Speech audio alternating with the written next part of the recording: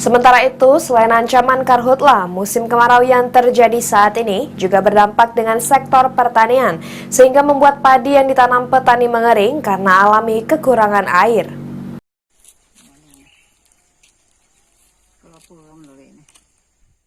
Kota Pagar Alam sebagai kota yang dikenal dengan hasil pertanian seperti kopi, sayur mayur, namun di musim kemarau ini mengakibatkan hasil pertanian gagal panen.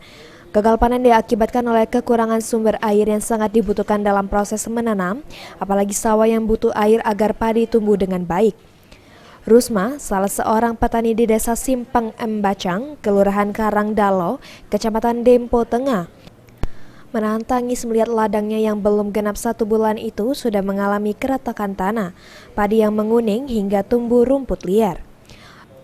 Rusma yang sudah menjadi petani lebih dari 50 tahunan mengatakan, hanya 2 hari sawah yang ia garap pada air dan setelah itu mulai mengalami kekeringan.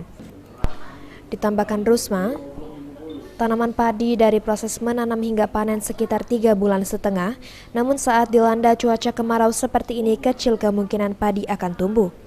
Meski kecil kemungkinan, namun Rusma tetap masih berusaha mencabuti rumput yang tumbuh di sekitar tanaman padi. Rusma sendiri sudah mengeluarkan modal sekitar 300 kilo beras atau setara dengan uang berjumlah 3 juta rupiah. Hakim, PAL TV.